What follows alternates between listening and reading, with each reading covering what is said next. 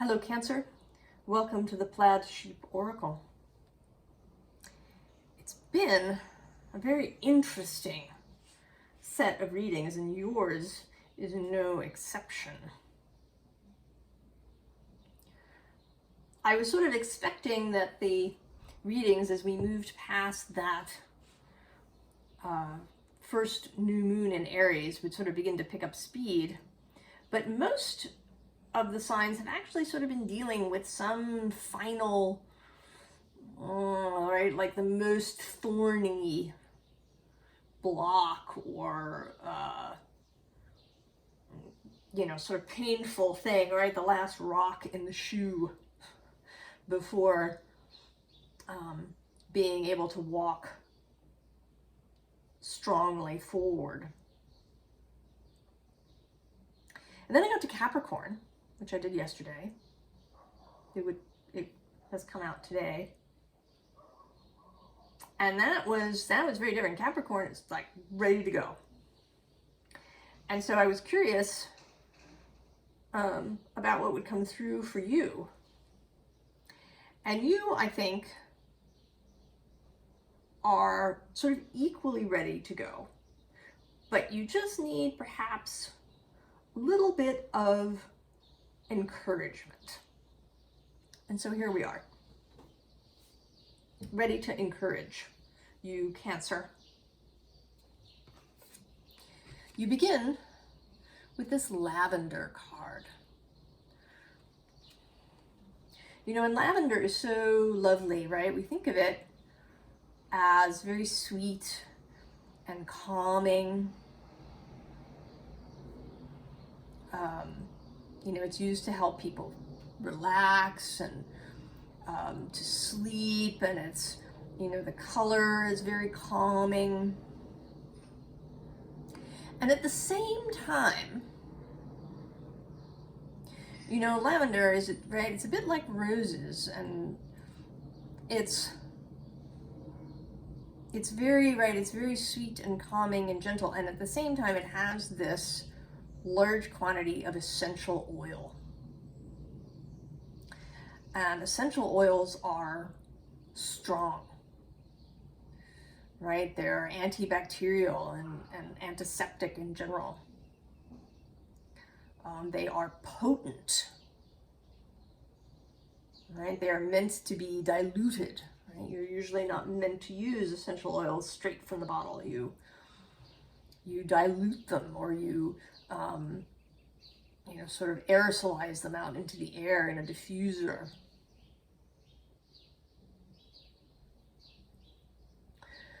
So there is a message, Cancer, about potency. And we talk often here on this channel about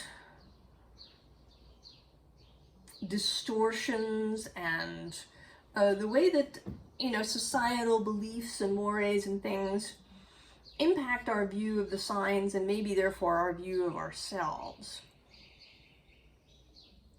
So Cancer has a lot of, right, there's a lot of stuff about Cancer, right? They're seen as moody, passive-aggressive, perhaps, or really maternal, right? Motherly, nurturing. Right, watery sign, right? This water sign that's there to nurture others.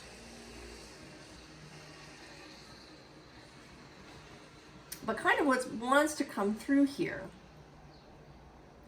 is the fact that Cancer is also potent, right? It is one of the 4 cardinal signs. It is an initiator.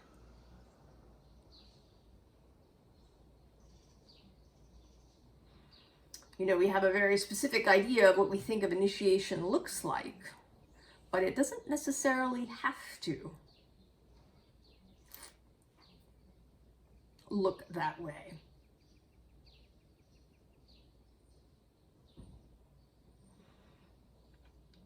Right, water as an initiator. Right, water as the womb, right, where and not actually just the womb, but the whole in humans, right, the whole process, right? Sperm arrives, it has to make its way up the vaginal canal through the cervix. And all of this is very, right, it's a moist environment. And the moisture, all of the fluids within this environment, right, they can keep the sperm alive. They can also sort of hold the sperm back.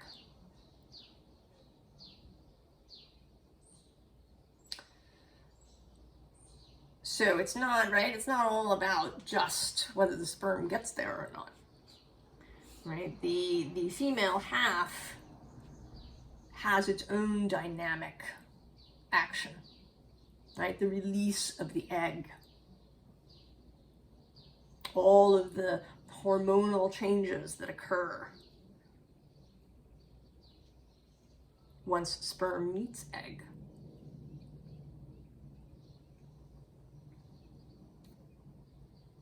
Now, at this moment, Mars is moving through Cancer.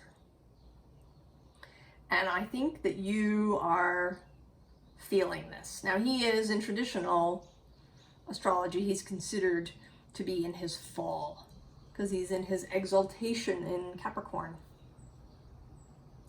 But I think that these ideas are more about our own discomfort or our own unfamiliarity with the possibility that there might be this initiatory energy coming from Cancer, coming from a water sign. So the other card that came out for you was this Rubidium card. And that was interesting. I mean, right, it's sort of a Mars figure here. But also this element doesn't exist very much by itself in nature. Generally, it is found bound up with others. And one of the reasons for this is because it ignites in the air, right? If you get rubidium by itself, it will ignite. And if you put it in water, it forms a compound that includes hydrogen, and that ignites, bursts into flame. So when you combine rubidium with water, you get fire, ignition.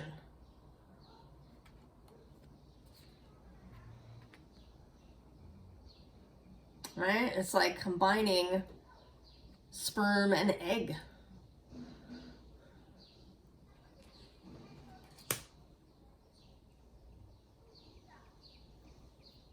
So the third thing was a quote that has many attributions, one of them being Nietzsche, but there's no proof that he said it. I think it's older than that. Those who danced were thought to be quite insane by those who could not hear the music.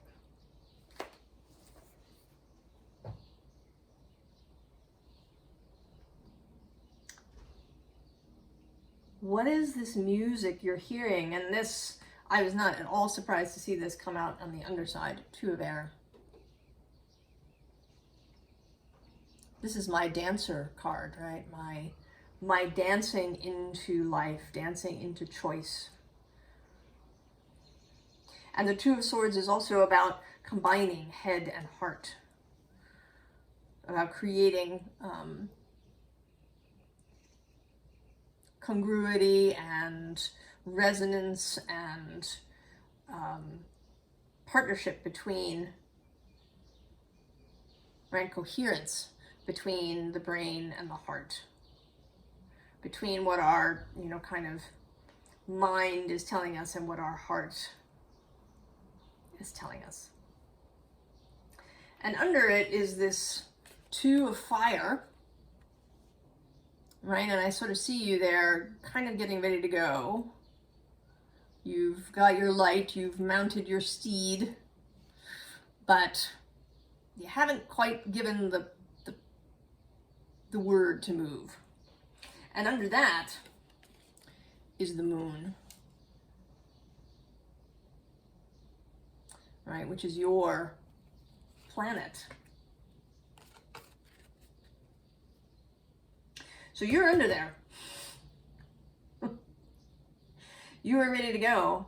And I think you're finding, right, perhaps there's a desire to move differently than you have in the past.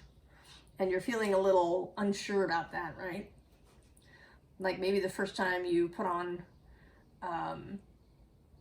new shoes, if you've ever worn heels, right? The first time you put on a pair of high heels is, right? Or maybe roller skates, or ice skates. So we have justice, right? Finding balance in this new self. You know, don't be really self-critical if you're not, walking or, turning figure eights on the ice out of the gate. Right? You have to learn how to walk in this new in this new way. If you've been walking sort of very cautiously and quietly, right? Like you kind of maybe make yourself small a little bit, or you kind of make sure you're always on the right side of the stairs as you go up, or you're always, right, kind of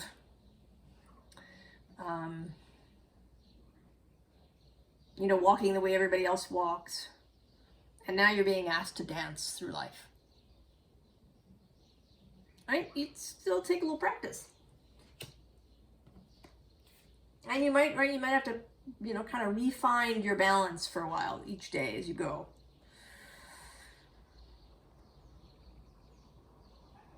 And then we get transformation. And here, this is confirming that it is happening. If you were wondering if the transformation is happening and is in fact maybe complete, right, in the main, it is. But you're just newly hatched. It'll take you a little time to grow into your new self. And, right, this figure here is, your own soul and source holding you.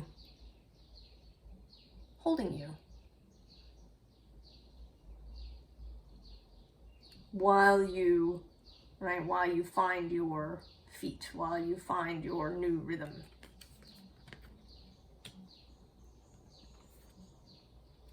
And the earth is here too.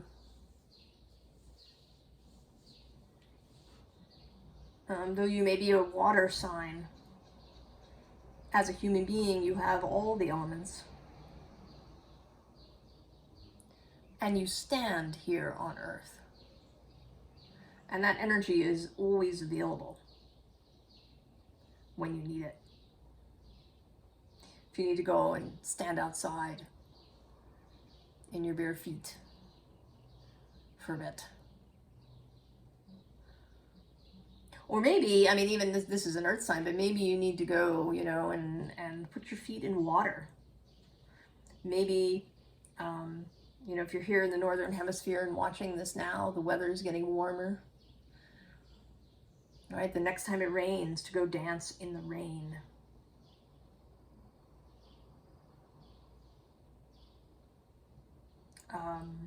Maybe eat some wild things.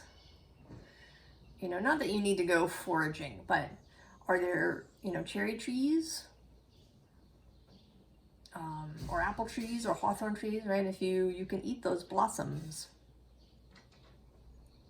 Honey locusts and black locust blossoms are particularly tasty too.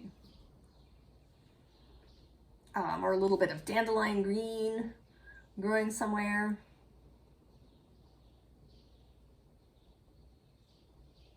A bit of clover. Eating wild things. I'm going to say it here, cautious. Only eat something if you know exactly what it is. Don't just go eating wild things if you don't know what they are.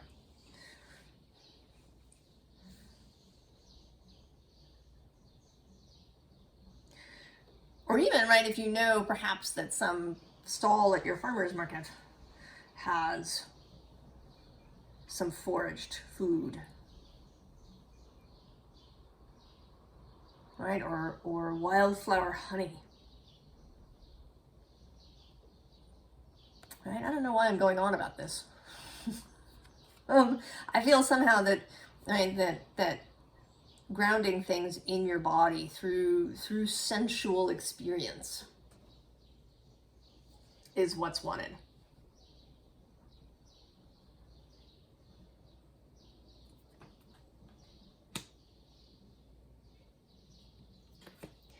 And then there's this page of air. I love this page of air.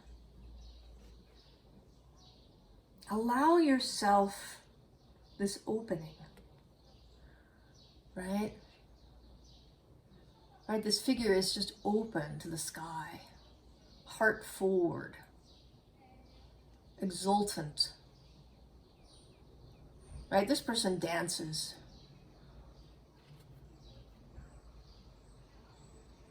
Allow yourself to dance, Cancer.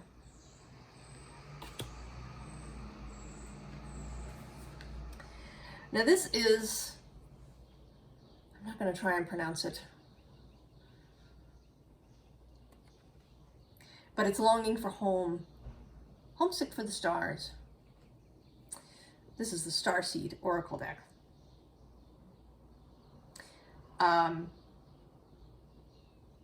I think that this is about, you know, not about, right, like actual home, but home within yourself, a feeling really at home within yourself. You long to feel at home in your own body, right, in your own skin.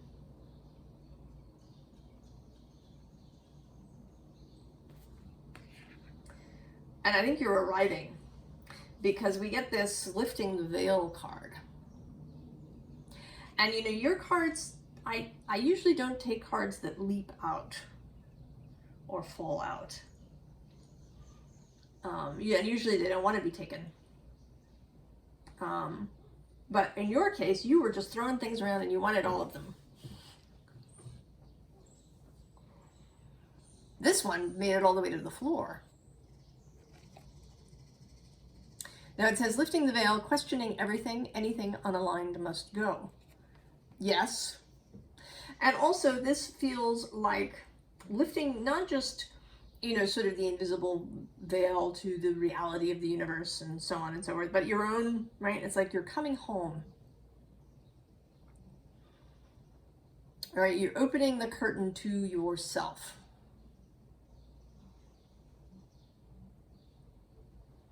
To the understanding that you can be powerful, that you can ignite change.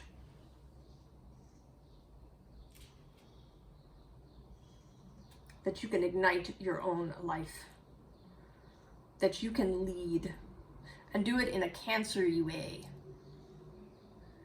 Right? You don't have to turn yourself into Aries or Sagittarius or Capricorn.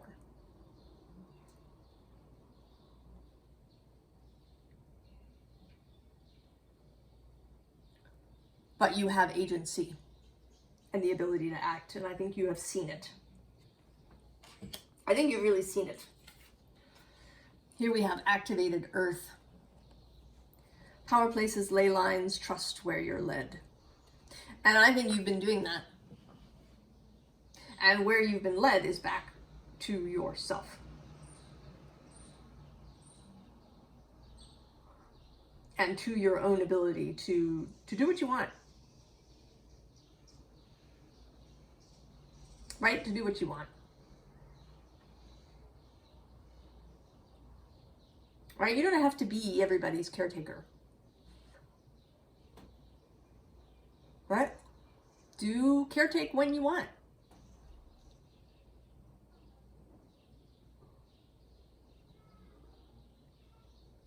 Right?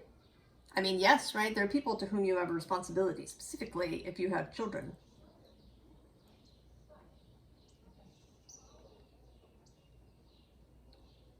But you can work out what that means so that you're not depleted all the time. Because that's not a particularly good example to set for anybody. And I think you know that. Right? We know that. It could just be, right? It can be tricky to get rid of the habit. But I think that you are. I think that you've really seen it. And all you need now is just, right, this little bit of encouragement to surrender to the sweetness. To just let yourself be transformed. Let yourself feel good.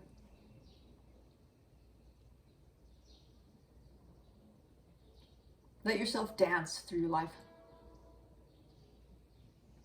Even if other people say you're insane. This is Venus energy, pleasure, joy, make love to life. Yes, to all of that. Then we have this, we have crown chakra, and actually under it is the throat chakra. And then there's integration, heart chakra, and communication. So this, right, is repeating this idea of the heart and the mind communicating. Right, integrating and communicating well. Right, because the heart is actually, right, the primary organ of perception.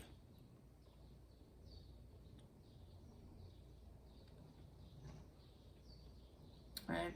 We know things first through the heart. I mean, we may get downloads, right, from spirit that, you know, sort of passes down through the crown, but it's integrated, right, in the heart.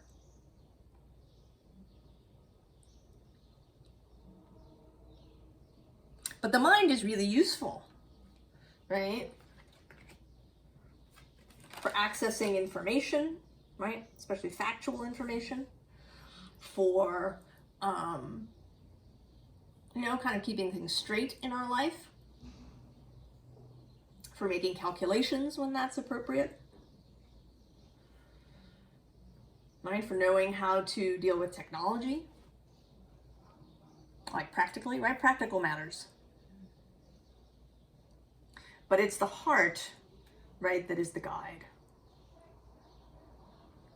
Right? Your brain might know how to scroll through your social media account, but it's your heart who at some point says, stop.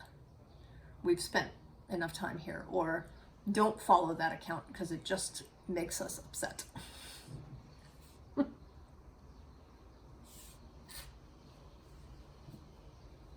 Or we should definitely get in touch with that person, because that'll be great. Right, that's about the heart. Heart and mind working together. So then we have this migration card. I don't know how easy it is to see in this light. There's a whole bunch of birds traveling together in migration. And that, I think, is, right, the reminder that you're not alone. There's a whole bunch of us moving through this same space. You know, other cancers and everybody else migrating into our new timelines, into our new worlds.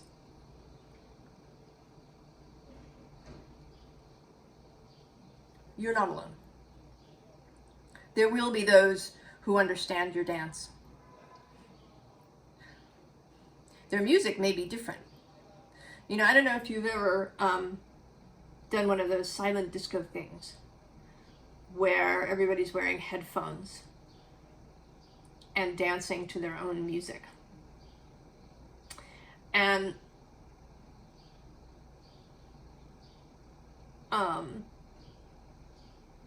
I think that's sort of what this is like. It's not entirely what it's like, because we do have a little bit of access to other people's music. We're not quite so cut off as you are with big headphones on and your own music blasting. But, you know, it's an interesting sort of thing that there is a kind of coherence with everybody dancing, even though they're all hearing different music.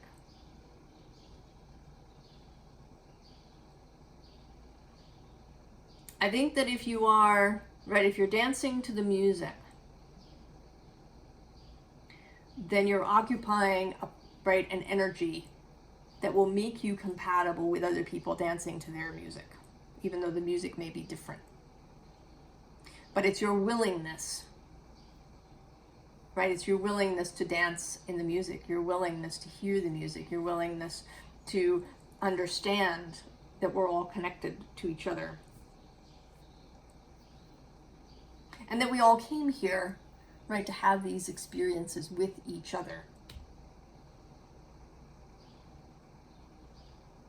And that we can always learn from each other, and that we can have compassion for each other. So this is another card that leapt out, and there you are, the Queen of Cups.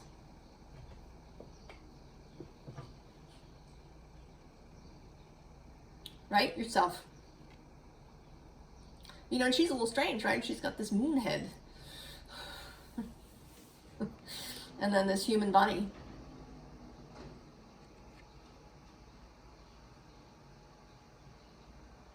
Right? Finding yourself.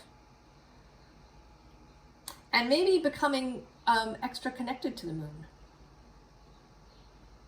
Right? The moon is your planet, your guide, and she is only yours,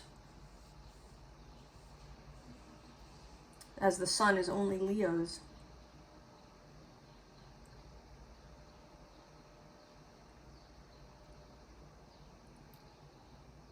Now, you may also, you know, in your own personal chart, you could have a look and see where your moon is. That can tell you more about yourself, right? If you're a Cancer sun, but your moon is in Sagittarius, right? That will tell you something about how, you know, how your Cancer sun is led, right? What is the, you know, what is the steering coming from Sagittarius, the Sagittarius flavored moon? Or maybe your Cancer rising, and your moon is in Virgo, right? You're going to have that, right? That ascendant is going to have a different feel than if your moon is in Pisces across the way, or in Aries.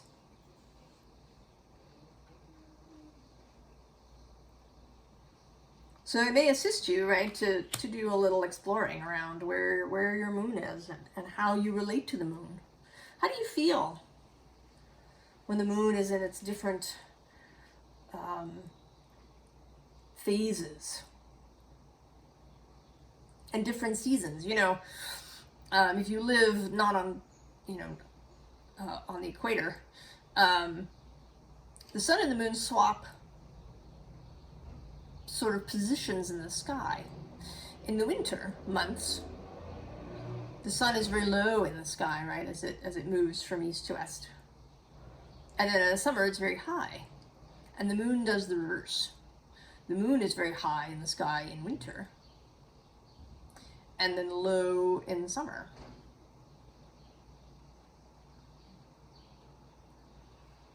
So, right, you know, how do you feel about that? I mean, maybe not, I don't know. But, right, explore that, right? That's another sensual thing. And I'm not at all trying to give you homework, Cancer, in any way. I'm just sort of suggesting things that might be fun to do and exploratory. I don't want you to feel it like some sort of responsibility.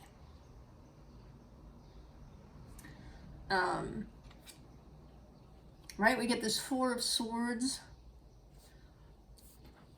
and then the sea spirit under the moon, right? They're both, right? This exploratory quality, right? Exploring your own nature. You know, maybe through meditative practices, or journeying, or through stories, right? Are you attracted to particular fairy tales, or you know, maybe even particular shows on TV that feel good to your heart. You know, not something that just distracts you or causes your nervous system to to go into overdrive, but something that just, right, that feels good to your heart.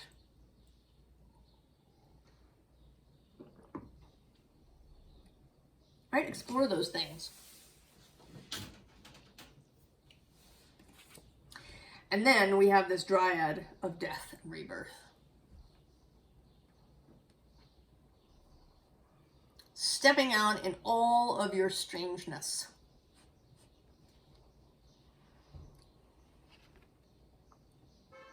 All of your strangeness and all of your connection, right? She's got these branches for hands. And it's as if her steps are like within the earth, right? Like she's sinking into the ground with each step, right? She's really connected as she moves.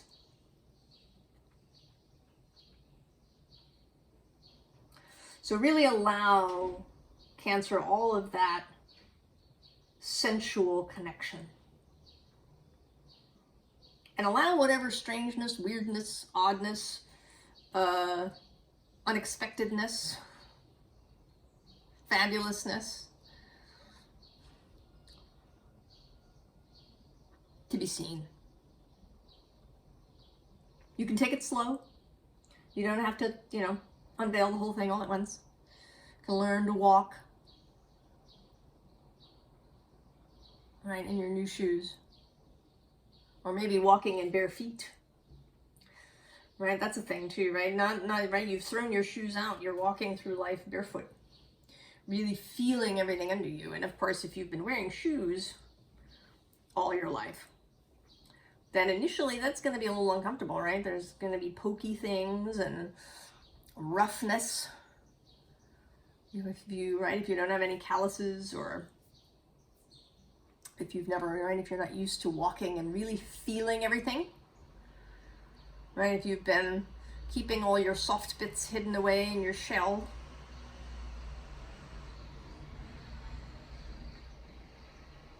right, then exposing that will initially be uncomfortable until you become accustomed to really feeling everything. And I should say here that I'm gonna, right, no analogy is perfect. And so the analogy that I want to not have here is the idea of growing calluses. Don't grow calluses.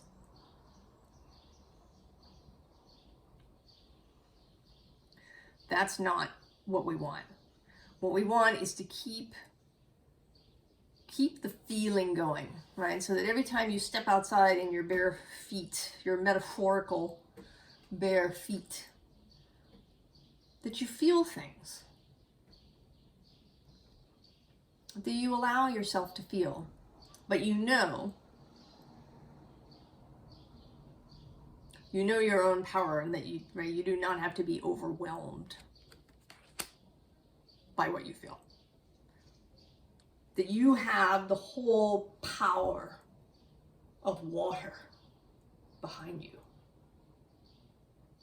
I mean, water is a miracle. It is amazing.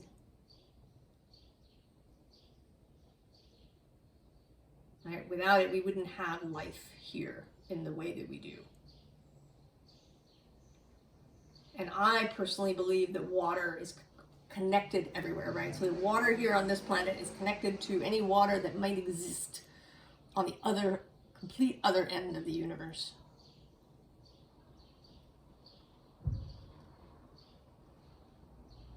Water is deeply spiritual and incredibly powerful. It can hold, it can transmute and dissolve and transform.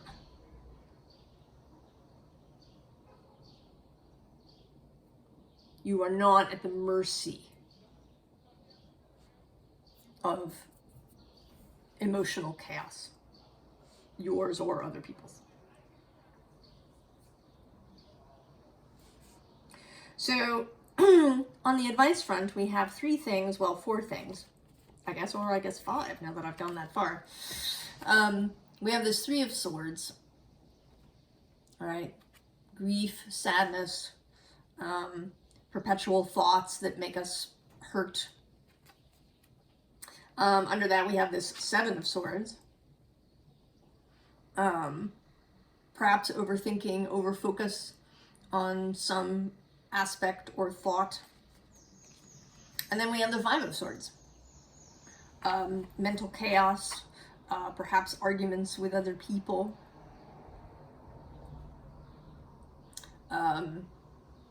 Too much information coming in too fast, overwhelm. And then we also have the Six of Swords. We actually have, right, the 3, 5, 6, and 7. All right, this kind of, and today this is coming out as perhaps avoidance. All right, distracting yourself from what you may be feeling or learning or knowing. Right? There's a kind of hiding energy here. And then we have the Ten of Wands, which is, right, overloading yourself. And this can be a kind of distraction too, can't it, right? There can be, right, a way that occupying yourself with other people's crap is a way to distract yourself from any, you know, personal pain that you might be having, or, you know, whatever you need to distract yourself from. All right, the taking on everything, over-functioning is one of the responses you get to anxiety and mental distress. Now, discomfort. You know, some people underfunction, but Cancer, right, you're a cardinal sign. And so you like control. When you underfunction, you lose control. But if you overfunction, right, you can keep control over every last damn thing. And you do, right? You do have a desire to take care of other people, right? I mean, to make other people feel good and nurtured and well. But if you use that, right, as a distraction, then you end up, right, with this giant weight that's preventing you from moving. And so the advice for all of this stuff, judgment. Hear the music. Listen to your own music.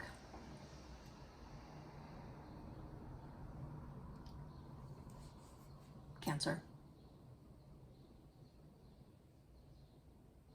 Be willing to hear your own music, even if it seems weird and strange and different than the music of anybody else that you know.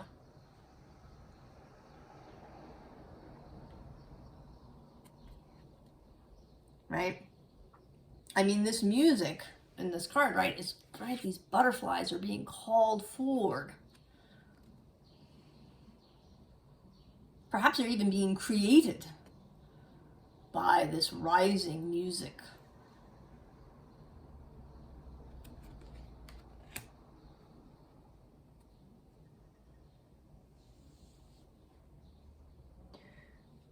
So pretty much, right? We are here, this reading and I are here to encourage you, Cancer. You know what it is. You've done all the exploring, really, of what you want. You know who you are. I am encouraging you to step out into the world in this way, to ignite, right? To allow the fire of your heart to be seen.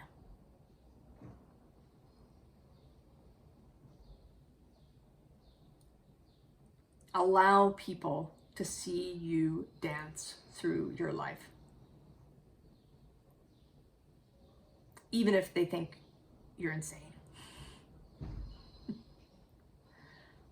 Because it's your life.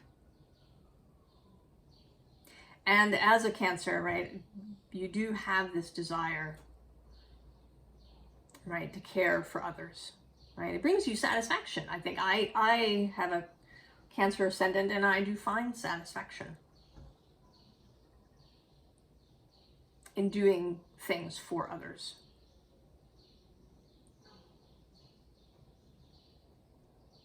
But you're going to do that in the most wonderful, fabulous, best way possible without burning yourself out if you listen to your music. That your own soul, your own heart, that source is playing.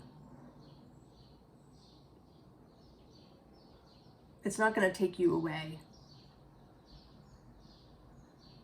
It may bring a lot of change, right? You may have to migrate somewhere.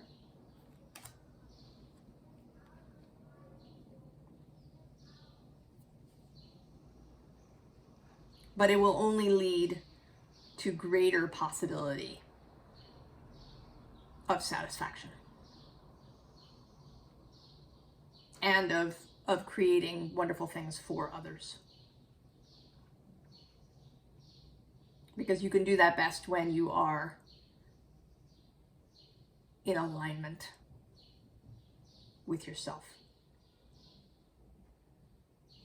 So I wish you all the best, Cancer. I hope that this has been sufficient encouragement to send you out there dancing.